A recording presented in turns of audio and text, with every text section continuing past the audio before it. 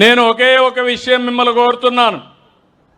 ఈరోజు మీరు రాష్ట్రంలో చూస్తున్నారు, మొన్నటి వరకు అసెంబ్లీ అంటే బూతులు. నేను ఆ రోజు ఒక మాట చెప్పి వచ్చాను. ఒకే మాట, నేను అసెంబ్లీలో ఉన్నప్పుడు ఎన్నో సంవత్సరాలుగా అసెంబ్లీలో ఉన్నాను, కానీ ఏ రోజు కూడా అసభ్యంగా మాట్లాడిన సందర్భాలు లేవు.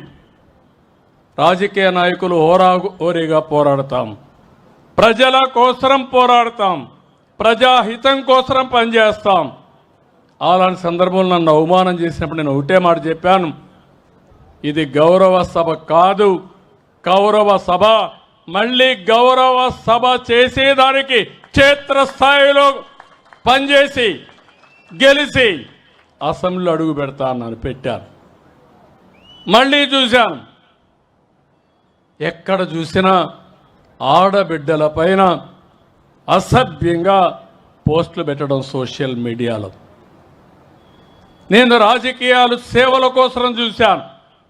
ఇప్పుడు రాజకీయాలు దిగజారిపోయినాయి, సోషల్ మీడియా వచ్చింది, ఇష్టానుసారంగా నేరస్తుల అడ్డాగా మారిపోయే పరిస్థితి వచ్చింది. అందుకే నేను ఒకే మాట చెప్పాను, ఈ మాట కట్టుబడి ఉన్నా. ఎవడైనా సరే సోషల్ మీడియాలో క్యారెక్టర్ అసాసినేషన్ చేస్తే అదే చివరి రోజుగా మీకుంటుందని హెచ్చరిస్తున్నా.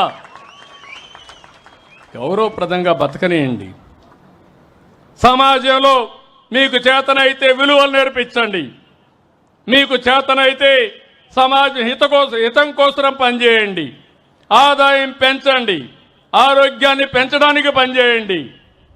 లేకపోతే చేత కాకపోతే ఇంట్లో పడుకోండి. పిల్లలకు నేరాలు నేర్పించండి, రౌడీజం నేర్పించద్దండి. ఇది మంచి పద్ధతి కాదని కూడా హెచ్చరిస్తున్నా. నేను చాలా ఏళ్ళు చూసా, ఒకసారి నేనే మోసపోయా. ముఖ్యమంత్రిగా ఉన్న నిద్రలేసి చూశాను. ఎవరైతే వివేకానంద రెడ్డి గుండెపోటుతో చనిపోయాడు, నేను అనుకున్న పాపం మన ప్రత్యర్థి ఆయన గుండెపోటు చనిపోయాడు అని అనుకున్నాను.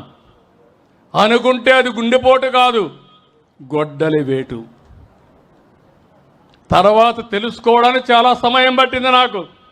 అంటే ఒక ముఖ్యమంత్రినే మోసం చేయగలుగుతున్నారంటే మీరొక లెక్క అని మిమ్మల్ని అడుగుతున్నా.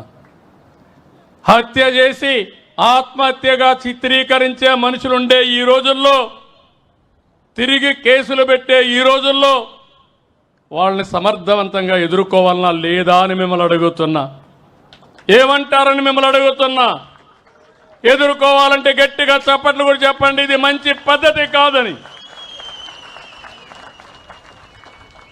ఇది అడిగితే మా మీద ఇష్టానుసారంగా మాట్లాడతారు, క్యారెక్టర్ అసాసినేషన్ చేస్తారు. నేను ఒకే మాట చెప్పాను, ఎవరైనా సరే తప్పులు చేసే వాళ్ళ పట్ల ఈ ప్రభుత్వం చండ శాసనుడిగా ఉంటామని హెచ్చరిస్తున్నా. మంచి చేయండి. నిన్న కూడా చూస్తున్నారు మీరు, నిన్న